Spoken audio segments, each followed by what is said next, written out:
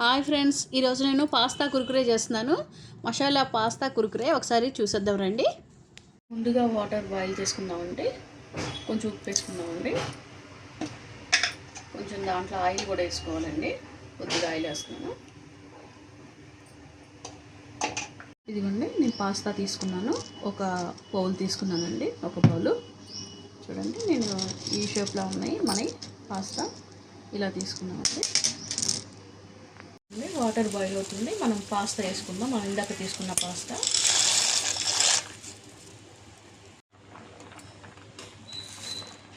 అంటే ఉడికిపోయి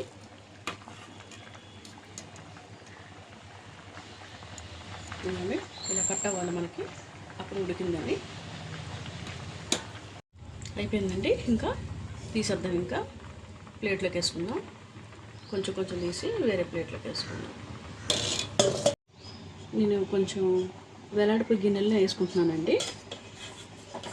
మనం దాంట్లో కొంచెం అన్నీ కలుపుకోవాలి కదా పుల్లయ్యి. అందుకు నేను ఈ కొంచెం వెలడుపుగా ఉంది బేషన్ లాంటిది తీసుకున్నా, చిన్న బేషన్ లాంటిది. దాంట్లో వేసుకుంటున్నాను. బాయిల్ అయింది. నేను వాటర్ అంతా వడకట్టానండి శుభ్రంగా. కొంచెం కూడా వాటర్ ఉండకూడదు. ఇప్పుడు దీంట్లో నేను ఒక 2 చెంచాలు బియ్యం పిండి వేసుకుంటున్నానండి. 2 చెంచాలు బియ్యం పిండి అండి. ఒక చెంచా కార్న్ పౌడర్ అండి. ఒక చెంచాన్నర వేసుకుంటున్నానండి కార్న్ పౌడరు. మైదా ఒక టేబుల్ స్పూన్ వేసుకోవాలండి. మిక్స్ చేసుకుందామండి. ఇట్లా మనం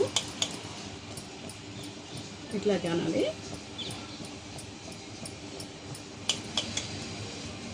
మనం బియ్యం పిండి, కార్న్ పౌడరు, మైదా పిండి అయ్యే వేసాం. దీంట్లో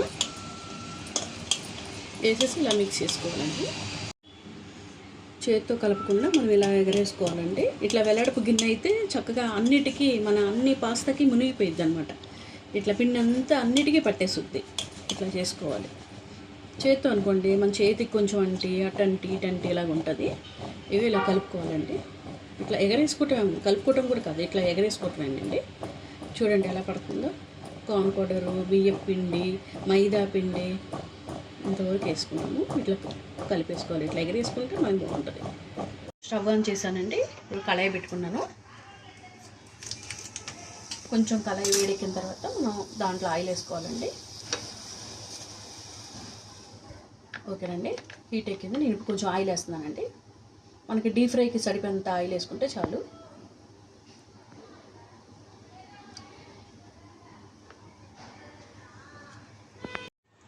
ఆయిల్ హీట్ ఎక్కిందండి. ఇప్పుడు మనం ఇందాక కలుపుకున్నాం కదా పాస్తాని, ఇప్పుడు కొంచెం కొంచెం వేసుకోవాలండి మనం కళాయిలోకి. ఆయిల్ వేడెక్కింది కదా, కొంచెం కొంచెం వేసుకోవాలి.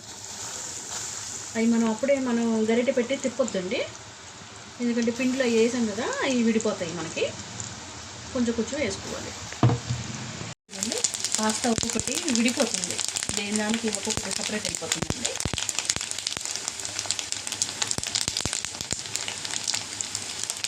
గోల్డెన్ కలర్ వచ్చే వరకు మనం వేసుకోవాలండి. ఇదండి అయిపోయింది. ఇంకా మనం కొంచెం కొంచెంగా తీసుకోవాలి. అయిపోయింది. ఇలా వస్తే చాలండి. అలాగే ఇంకొక వాయి వేసుకోవాలండి. మనం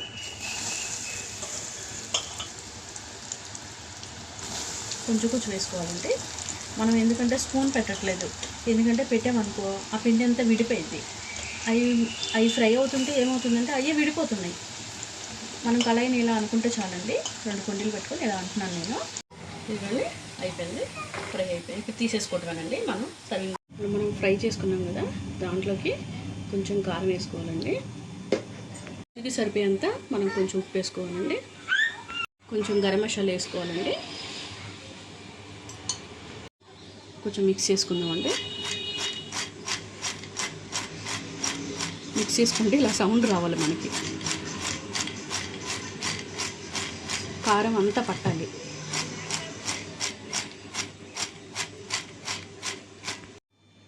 అయిపోయిందండి. రెడీ అయింది. సర్వింగ్ ప్లేట్లోకి వేసుకుందామండి.